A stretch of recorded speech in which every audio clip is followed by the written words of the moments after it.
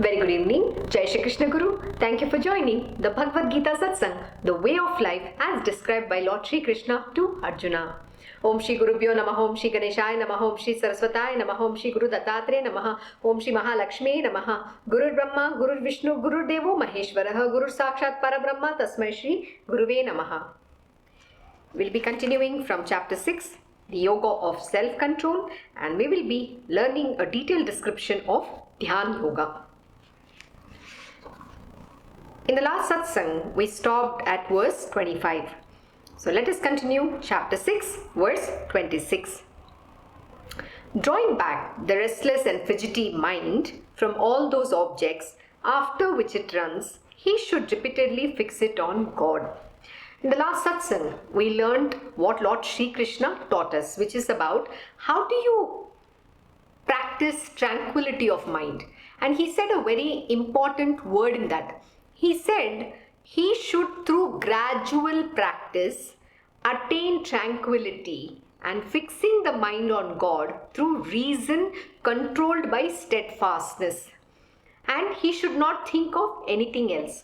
See, what the most important word here is gradual practice, through gradual practice, which means you have to practice every single day. See, this is something I've been emphasizing as well. You can't just start one day and then you say, okay, tomorrow I'm not going to do. Then I'll give a gap of 1 week. Then I will continue the next week. It doesn't work like that. So you're never going to be able to overcome your mind or control your senses, that which is running after the sense objects or the desires. So in order for you to control them and to overcome, the most important word here is practice, which is called sadhana. Till the time you don't practice, you don't make efforts, you are not going to achieve anything. See, one beautiful thing you need to understand about Lord Shri Krishna. Even though he is the substratum of everything that exists in this universe, and everybody is, driven towards, doing their whatever karma, that is the duties that is born of them, and, everything is predefined or predestined.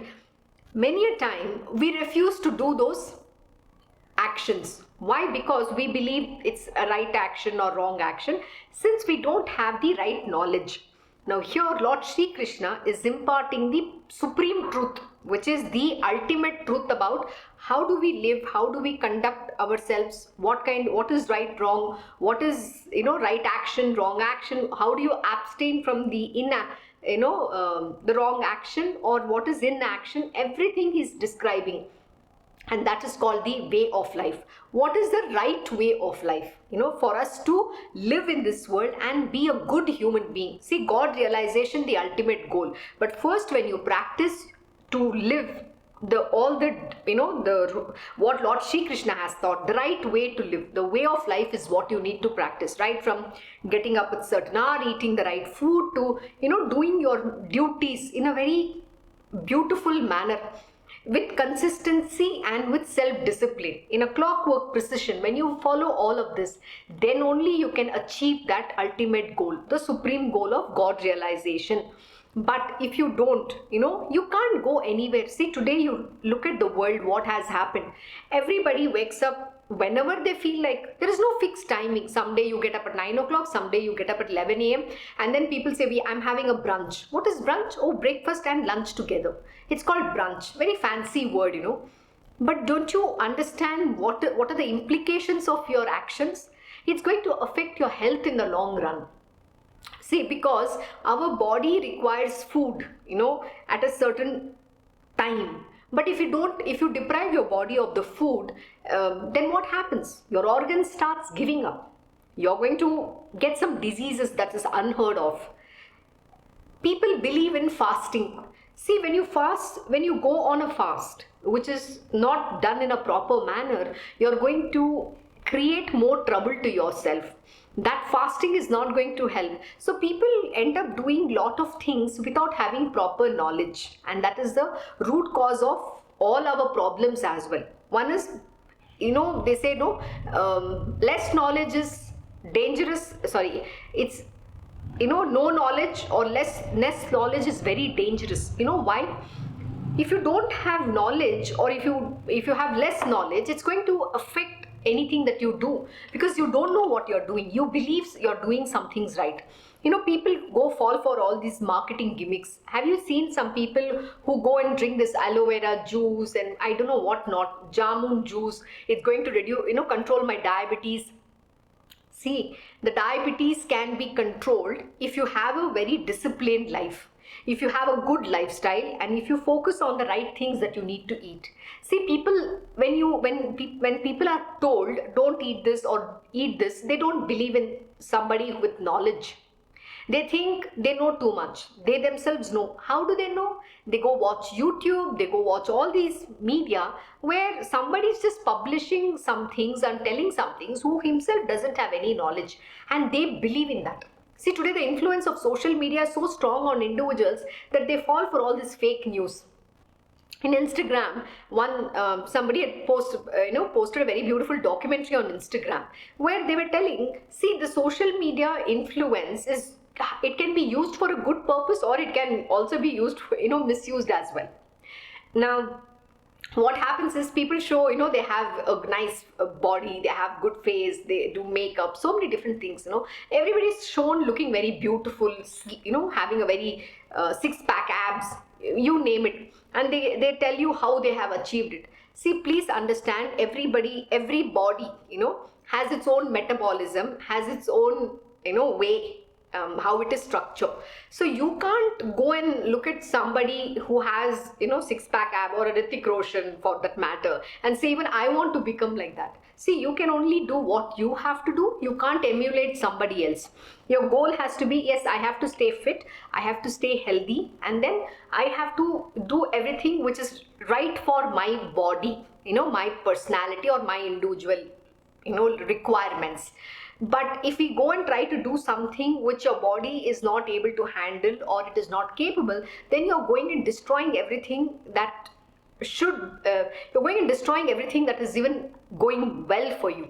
So don't go and, tamper or disrupt the existing system. This is what we end up doing. So most important thing here, Lord Shri Krishna is teaching all of this is because we have to follow a regime. We need to, have a very good lifestyle. See, because today the health, if you look at the world, health is the biggest concern. I know people even at 38, 35, 30 years of age, they're having diabetes, blood pressure, I don't know what all diseases they have. Something or the other is there. Why? Because today we eat anything and everything, fast food, and there's no control how we eat, what we eat. We think we're eating the most healthiest food, but why is then you are getting such diseases? You have to ask this question to yourself. There is something that you're doing wrong. Besides this, today the food we eat also has been genetically modified. So what it does within our body itself, we don't know, because they have been disrupted. Now we all have to go back to the roots to change that whole system. It all begins with the right. First is, what do you eat? You need to know the right things to eat. Till you don't understand this, you're going to suffer miserably.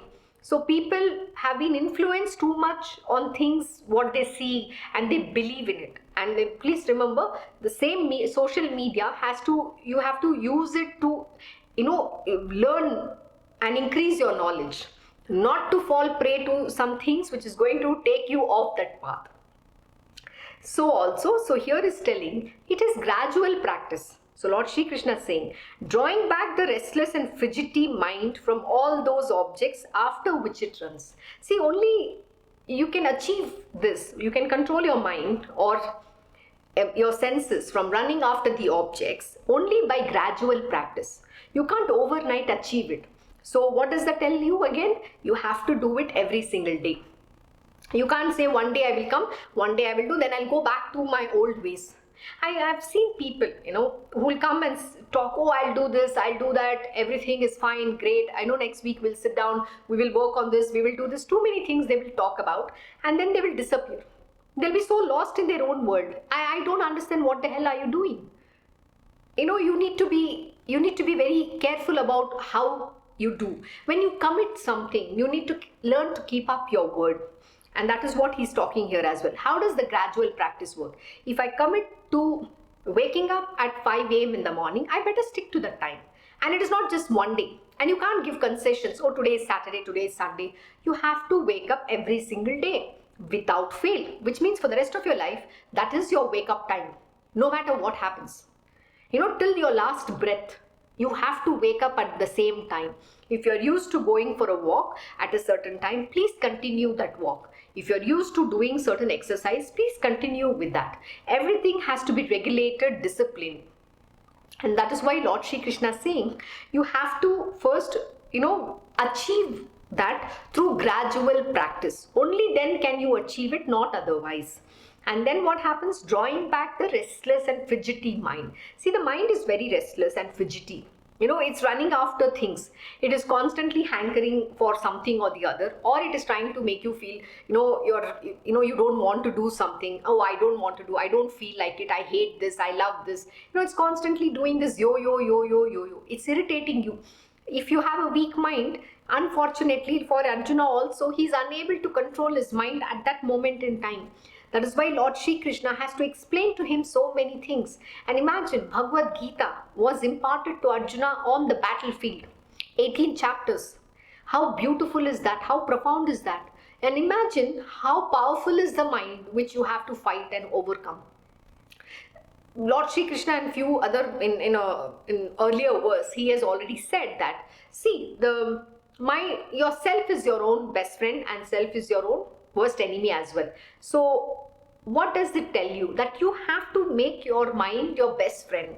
You have to train it to be your best friend and show you that path, show you to rise above and not to fall down. And that is what you have to empower, and more than empowerment, you have to enable your mind. How will you enable? Through this knowledge. And that comes only when you consciously practice. You have to practice. You have to go back and, contemplate on what you have learned, what Lord Shri Krishna has taught you. You have to consciously contemplate every single day. And if you can do that, then only will you be able to overcome. Otherwise, it is going to be very difficult. So what happens? You will not be able to overcome the restless and fidgety mind, which is running after the sense objects. And then what should you do? After that, you have to repeatedly fix your mind on God alone. So it's constantly going to keep running after the sense objects. That is the job of the mind. The mind has its own mind and its own nature as well. So its nature is to run after the sense objects. So what are you supposed to do? You have to, control, drawing back the fidgety and restless mind from all those sense objects after which it runs. So you have to draw back. Like, there's a beautiful story about the tortoise. What does the tortoise do? What does tortoise represent actually? The tortoise represents how we have to draw the sense organs, when in all the organs inwards, drawing itself inwards. Have you seen the tortoise? Observed it? Its head, limbs, everything, it will draw inwards. Likewise, we also have to draw everything inwards and go within. And when you do that, then and repeatedly, then fix that mind on the God. And you should never allow your sense organs to run, go outward. It has to come inwards. You have to draw everything, your senses, your mind, everything has to be drawn inward. And that is the representation of tortoise. So likewise, we also have to then go within. Once you go within, then you have to go deeper and deeper to fix your mind on the God. And then you're perfectly one with the Divine Lord. That is why we say it is yoga. Union with the Divine Lord. Yoga is not all about exercise and anything, right? It's just a word, a fad word which has come into existence. Yeah, okay, you do some of the asanas which is taught so that you can have a physical fitness. But yoga doesn't mean you meditate. This is Dhyan Yoga. The yoga, Dhyan Yoga is through, meditation on the Divine Lord. Dhyana, you're doing meditation on the Divine Lord, through which you will attain the union with the Divine Lord. That is the yoga which is talking about. This is not the physical exercise, the asanas which is being taught in the material world. That's just basically a fad so that you can have physical fitness. You are not going to achieve any God realization through that. Okay. So let us continue. For to the yogi, whose mind is perfectly serene, who is sinless, whose passion is subdued, and who is identified with Brahma, the embodiment of truth, knowledge, and bliss. Supreme happiness comes as a matter of course. Very beautiful. See, first, once you attain all of this, then that supreme bliss. See, happiness is only a state of mind. In the English word, they are saying happy. But that is called the highest form of a blissful state. For to the yogi, whose mind is perfectly serene. Have you ever seen anybody's mind perfectly serene? This is like a next to impossible thing for anyone to achieve. Because nobody is able to control their mind. Why? Because they don't know how to do the sadhana. They don't know how to practice it. They are all, fallen prey to their mind. Their mind talks louder than anything else, unfortunately. It's a very sad state. When I see a lot of people in this world, they're all given into their mind, the mind game. My Guruji will say, it says, you should be compassionate when you come across people like this. And you should be very kind to them because they are unable to control their mind. They're living in their mind's muck, the rut of their mind. Because the mind is constantly, jabbering. It's jabber, jabber, jabber, jabber it does. Too many things it is talking. And for them to have the peace or calmness doesn't exist at all. The mind is very irritated, agitated, it's turbulent constantly. So how can one have peace? That serenity of mind doesn't come.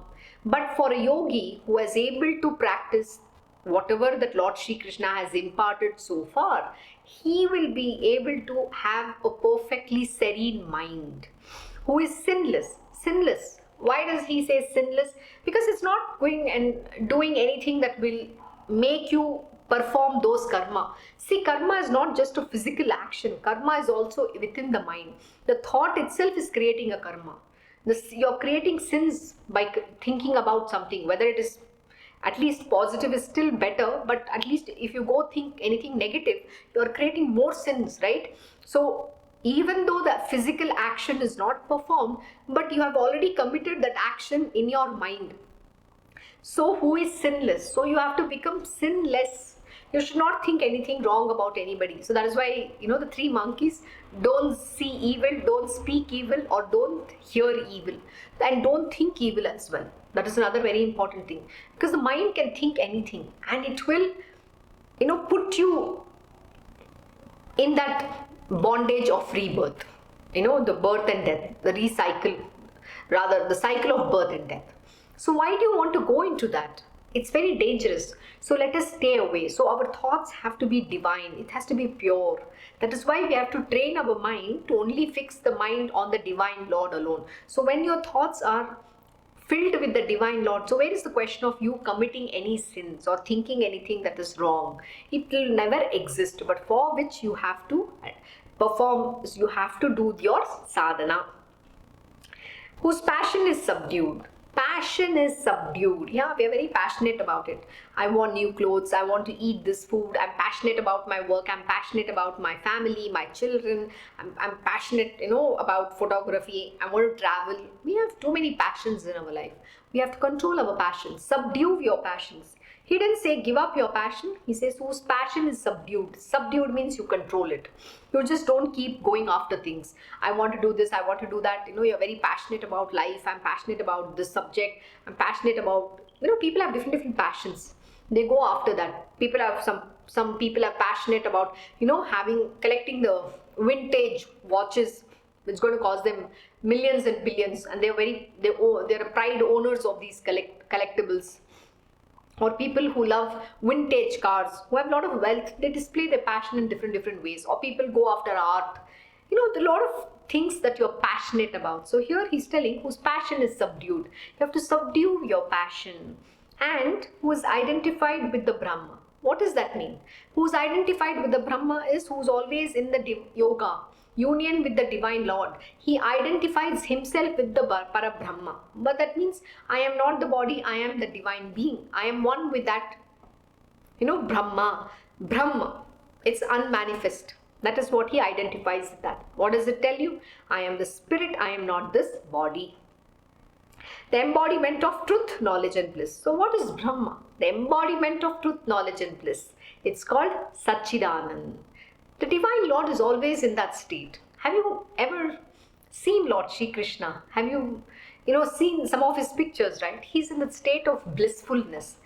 There is nothing, like he has mentioned in one of the chapters, there is nothing for me to attain or anything that I need to be, that is attainable by me, that is unattained by me. Means everything is him alone. Everything is within him. There is nothing that he wants in this world. He has done everything he wants. Everything is him alone. Imagine. So he has all the power, the potencies. He is the greatest of the greatest. So what does it tell you? That, he is the embodiment of Satchidanand. He is the knowledge, truth and bliss. Sorry, truth, knowledge and bliss. So when he is the truth and he is the ultimate knowledge and the bliss that exists with him, what more is there for him to attain? That is what he means. So we need to be in oneness with that. When we identified ourselves in oneness with the Brahma, then we are in the state of Satchidanand as well. Supreme happiness comes as a matter of course. Supreme happiness comes as a matter of course. It's a very beautiful state, let me tell you. It's not the happiness, it's a state which is indescribable. You have to actually experience that state to understand what this means. That supreme happiness is so sweet. You will find love in everything that you see around. You will understand people are just ignorant. That is why they behave like that. So you are not going to get angry, or you are not even going to react to how they behave. On the contrary, you will just be in love with everything that is there in this world. It's a beautiful state to be. It is a state in which you will see God in everybody. You will understand this is the most beautiful creation of the Divine Lord. Everything is the Divine Lord Himself. So what is there for you to get angry with anybody? On the contrary, you will just love everything that is there. That is that state. It's a blissful state. It is a state of, it's called the highest form of love. It's the ultimate love, that prema or raga nuga bhakti that you can achieve. It is very, very beautiful. It is a form of a devotion that is beyond a human mind's ken and understanding. But in that state, you can't, perform any action. And that is why you cannot get into that state and be there at all times. So you have to come down to that level where, yes, you are in that state, but you have to do your duties. Like Lord Shri Krishna performed all his duties, yet being lost in his self, in that blissful state. Ramakrishna Paramahamsa used to go in that state quite often. He would be lost in that state, in that love of the Divine Mother. He would be completely, lost his identity completely. He wouldn't even have consciousness of his existence. He would dance away to glory. That's a very beautiful state to be in. But yeah, he only could talk about, Kalima, God at all times. But he did not do any work after that. He would only sit and teach to those who came to meet him.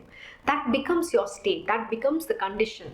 But see, we all have a duty in our world. So we can't go to that state. But yes, you have to feel loved within your being at all times for everybody in this world. You have to be able to see God in everybody. That is what we have to achieve.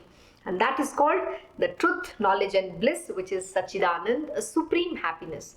A state where you understand everything is, you will understand the futility of life, and you will also understand the truth that there's no point in running after any materialistic things, because it's all transient.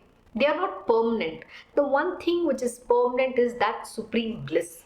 That truth, when you understand and realize, you're not going to run after things. Your passion will be subdued. You will gain more happiness by giving happiness to others. You will just give love to everyone. Whatever you have, you will just ensure that everybody's life is better. You will think good for everyone in this world. That is the state you need to achieve. And that means being your good self in your heart. Your goodness will be pouring out. Your love will be pouring out to everybody. You will not hate anybody. Even if somebody is hating you, you will not, reciprocate that hate to that person. Instead, you will reciprocate in love with that being. That is what is happening in this. That is what will happen when you achieve this state. And that comes as a matter of course. What does it mean? Matter of course. It comes when you practice, when you are there in that state continuously, or constantly you go ahead in that path. As a matter of course, it comes to you. The sinless yogi, thus uniting his self constantly with God, easily enjoys the eternal bliss of oneness with Brahma. I've already explained this. What happens to him? The sinless yogi, thus uniting his self. Uniting his self means what? The self is the capital S-E-L-F. The self is the divine self. Constantly with God, union with the divine Lord, easily enjoys the eternal bliss of oneness with Brahma. He's enjoying the eternal bliss of oneness with the Brahma. And that state is something which you have to experience it yourself. No matter, I try to describe in words, I can't adequately explain to you what it feels like. It's like eating a chocolate. Till you don't eat the chocolate, how do you understand the sweetness of the chocolate? I might say, yeah, it is sweet. How sweet is it? Yeah, it is sweet. It's very sweet. What does very sweet mean? No, there is no way I can describe it. I can use all adjectives that is there in the English, in the English in the dictionary, but I will still not be able to adequately communicate that experience, or that how do you feel. It is indescribable. So you have to journey that path to experience that sweetness. I can just tell you, it's very sweet. How sweet? Very, very sweet. What does very, very sweet mean? You see, there is a problem there. So you have to, experience that eternal bliss of oneness with the Brahma. Easily enjoys that eternal bliss. Who this yogi? One who has achieved the union with the divine Lord. One who is sinless and one who is constantly in yoga. The yogi who is united in identity with the all-pervading infinite consciousness, whose vision everywhere is even, beholds the self existing in all beings and all beings as assumed in the self. We already learned about it. I just explained how you see God in everything and how God is in that, that divine self. How everybody is the manifestation of the divine self. The yogi who is united in identity with the all-pervading. All-pervading. He's the self is all-pervading. We say Supreme Divine Consciousness or Lord Shree Krishna. It's a name. But He's a Supreme Divine Consciousness who's all-pervading, who's omnipotent, omnipresent and omniscient. Who's there everywhere, who's there in everything. That is why we have to always see God in everybody. The God can manifest to anything, animate or inanimate. It can be anybody. If you think this table, this book is not God, then you're mistaken. Everything is the divine Lord alone. That is why we have to revere everything. We don't discount even a blade of grass in this world. So please be careful about how you treat anybody, how do you look at someone. You have to always see God in everybody and give them their due respect. It could be as small as a leaf of grass to as big as anyone in this world. We have to respect. So the infinite consciousness. So he says the yogi who's united in identity with the all-pervading infinite consciousness. Infinite means you can't measure the length and breadth.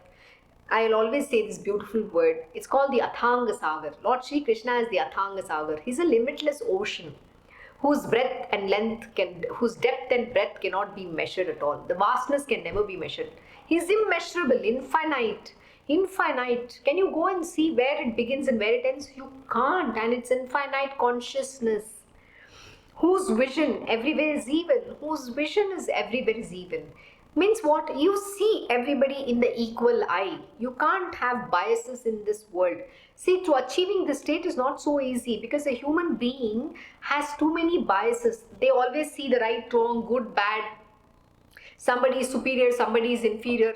They can't see everybody with that evenness of, saying it the equal eye. You can't. Even, everywhere in even. How do you see that?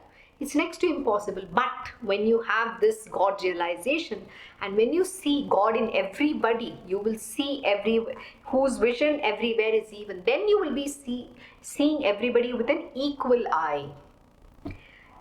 beholds the self existing in all beings. Beholds the self existing in all beings. Sees God in everybody. The same self is there in everybody, whether it's a Shudra, whether it is some animal, whether it is Brahman, Kshatriya, Vaishya, Shudra, anybody. Chandala, we think these are all the different parameters we define to people. But please remember, everybody has the same self in them. So God is the one who is manifested in this entire world. This entire creation is a manifestation of the Divine Lord. That is the truth you need to realize. And all beings as assumed in the self. And all beings are assumed in the self. Lord Shri Krishna has, I don't know if we have already finished that verse or we will be doing it ahead. In that he'll say that Arjuna, first you will realize the self within you, and then you will see this entire creation in me, who is the supreme self. That is what he's saying here as well. Behold the self, beholds the self existing in all beings, and all beings as assumed in the self, and all beings as assumed in the self. So what does it tell you? Everything is God alone, and God is this entire universe. So whatever you see in this world is nothing but just an extension of the Divine Lord, the Divine Self alone. He who sees me, the universal self, present in all beings, and all beings existing within me, he is never out of my sight, nor am I ever out of his sight. Oh my God, Lord Shri Krishna is very clear. How do you realize Lord Shri Krishna? Very, very important verse he's saying here. He who sees me, the universal self, present in all beings. That is why it is very important. The ultimate God realization is nothing but that you are able to see God in everybody in this world. That's what I said. Whether it is animate, inanimate, in this entire creation, you are able to see Lord Shri Krishna alone. And this state was achieved by Radha Rani, the beloved, Gopi of Lord Shri Krishna. When Lord Shri Krishna left Vrindavan, she was one being who lived in that state till the last breath she had. She beholds Lord Shri Krishna in everything. She saw right from the jamun, the tree, the fruit, the calf, to everything turned into Lord himself. And that's the supreme state. That's called prema. Your oneness with the Divine Lord. You can only see him in everything. And she could, be in love. She was lost. That is the highest form of bhakti. That is called the Raganuga Bhakti, the prema. It's in such intense state that you can't see anything beyond the Divine Lord alone. And for her, the entire Vrindavan was nothing but Lord Shri Krishna. And even today, Lord Shri Krishna lives there. That form is always there. And when you have that, your innermost being filled with that love for the Divine Lord, when you're pure, with the purest of our heart, you can still experience Lord Shri Krishna in Vrindavan. That is the sweetness that you can experience, provided you have that kind of devotion for him with that purity of your heart and mind. So he's saying here, very important, who is sinless, and you have to be a sinless being for that. You need to have the burning, the fire within your heart which burns and yearns for the Divine Lord. When you have that form of a bhakti, when that form of a devotion, you will be able to experience the Divine Lord, and this is my conviction. And he says here, he who sees me, the universal self present in all beings, and all beings existing within me, he is never out of my sight, nor am I ever out of his sight. What does it mean? He is never out of my sight, nor am I ever out of his sight. So he's always constantly thinking of this devotee. That is why Radha Rani is the highest devotee of Lord Shri Krishna. Lord Shri Krishna could only think of her. He was completely lost. He always thought of her. That's the love they lived in. That's called the highest form of love. And it's also called, it's a beautiful word, Viraha Bhakti. It's a love in separation as well. But you're not separate. See, physically you're one. Your physical body might be separate, but you're always in one. Where is the question of the Lord not being with you? He's saying here, he's so beautifully explained. The one who can think of me like this, he is never out of my sight, nor am I ever out of his sight. How beautiful is that? So imagine Radha Rani in that state, she was always seeing Krishna with her. And the Lord, even though he was away, she was always there with him. This is the truth of this bhakti. It is very beautiful. There's no words to describe it adequately, It's next to impossible for you to understand what I'm explaining, because you have to go through that. You have to experience it.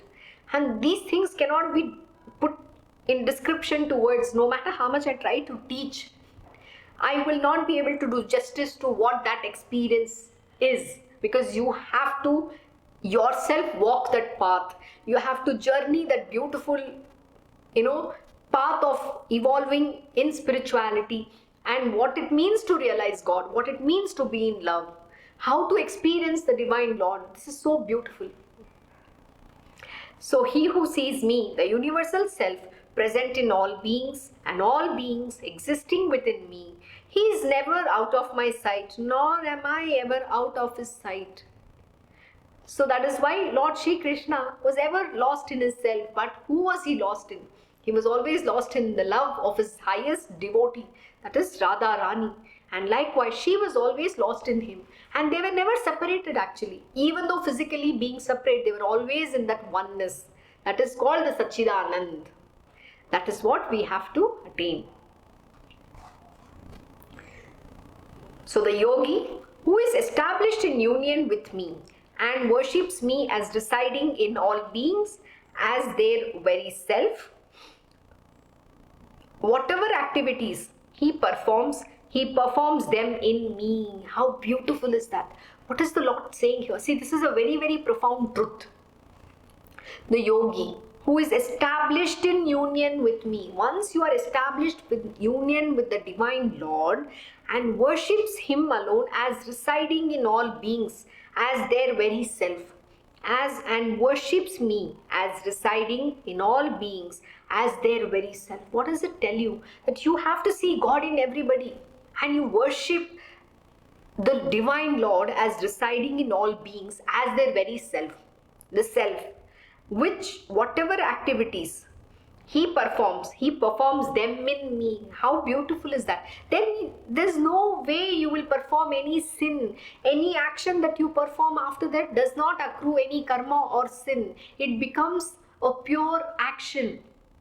You become mere an instrument in the hands of the divine Lord.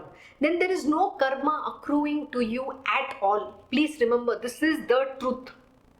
Then you are only performing everything in the divine Lord alone. See, he's saying it very clearly. Here is directly telling it is me. M-E, capital M-E is what he's saying.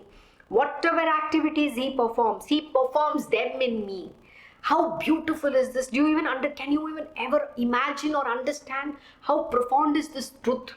See, we discount a lot of things because we think, oh, the Lord is telling something which is beyond my mind, skin and understanding. Why? Because we have never been able to understand the truth. We have never, ventured to figuring out. We like to just learn. We say, okay, I just want to learn. I want to be spiritual. But we don't go in the depth of that subject. That is our problem. But to be spiritual, you cannot just have a superficial knowledge or just say, I am a spiritualist, I have a guru. Doesn't make anything out of that. You can have a guru, you can have a God, you can keep 100 images of your God, but you can't achieve any of those. But what is the Lord telling? How do you achieve him? How do you realize him? How do you become one with him is what he has been explaining. And this is everything to do with Dhyan Yoga. Please remember. And he has already described in length and breadth to Arjuna. What should one do? How does a yogi live? One who has practiced Dhyan Yoga. And it doesn't mean that you just practice for one day and then you're expecting some miracle to happen, some fantastic results. You can't get nothing can you achieve. This happens over a period of time, because he has said in so many different words what all you have to do. And then he says, only when you have reached that state will you perform all activities in me alone. The yogi who is established in union with me. Very clear, okay? You have to constantly be established in union with him. Here it is saying me. Me means who? Lord Shri Krishna, not anybody else. He is very clear in his explanation. and worships me. You have to only worship him, not going and doing hundreds of rituals, praying to every other god. You are not going to get anything. Please remember, this is very clear. He is very clear in what he is teaching here to Arjuna. And worships me as residing in all beings as their very self. Whatever activities he performs them in me. And then no karma accrues to this yogi. He only performs nishkama karma, which is selfless action. There are no sins that comes to him. He merely becomes an instrument in the hands of the divine Lord. Arjuna, he who looks on all as one, on the analogy of his own self, and looks upon the joy and sorrow of all, equally such a yogi is deemed to be the highest of all. See, he is only summarizing, what are the qualities, right, to be a Dhyan Yoga. To be the yogi who can follow the path of Dhyan Yoga. So here is telling Arjuna, he who looks on all as one, on the analogy of his own self.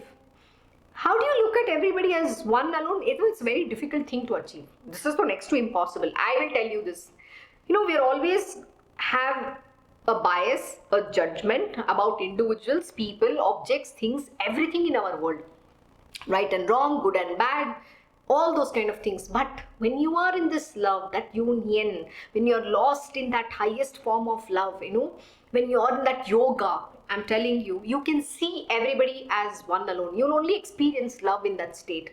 There is no bias with anybody. It could be your mother, it could be somebody else's mother, it could be, but don't say that, oh, my wife is your wife. You can't do that, okay? Sorry for the joke. This is exactly how my Guruji will talk. Just kidding. So you can't say that, but what I'm saying is you have to see God in everybody. You will then experience everybody as divine being. All you can experience is that supreme love, that prema. It's, I'm trying to use all adjectives to describe, but I'm not able to, because this is something we can't explain. It is indescribable. You have to experience it yourself. Nobody can walk this path for you. Not even me. Not even God himself cannot walk this path. That is why he can only teach Arjuna in so many different words. He's saying the same thing. But he can't give that experience to Arjuna. You have to walk that path. Yeah, with grace, you will be able to evolve. But first you have to put your effort. So Arjuna, he who looks on all as one, on the analogy of his own self, and looks upon the joy and sorrow of all equally. Everybody's joy and sorrow, you're still looking at equally. What does it mean? Equanimity of mind. Nothing more than that. Last 4 chapters, we've been just doing that one word, equanimity of mind. Such a yogi is deemed to be the highest of all. Who is the highest of the yogi? That is what Lord Shri Krishna has described to Arjuna so far. I hope you can practice this a little bit. It's the most beautiful thing to achieve. I'm telling you, it's worth it. You should walk that path. The way of life as described by Lord Shri Krishna. With that, we will stop the satsang here. We'll continue from the next satsang from verse 33 onwards. Thank you for joining the Bhagavad Gita satsang, the way of life as described by Lord Shri Krishna to Arjuna. Om Shri Mahaganapate Namaha, Om Shri Gurudev Datta, Om Shri Sachidananda Sadguru Sainath Maharaj Ki Jai. Om Namo Bhagavate Vasudevaya, Digambara Digambara, Shripad Vallabha Digambara. Om Shri Krishna Gurunathanatha and Shri Guruve Namaha. Om Devi Durgaya Namaha, Om Shri Krishna Arpanam Namastu. Krishnam Vande Jagat Guru.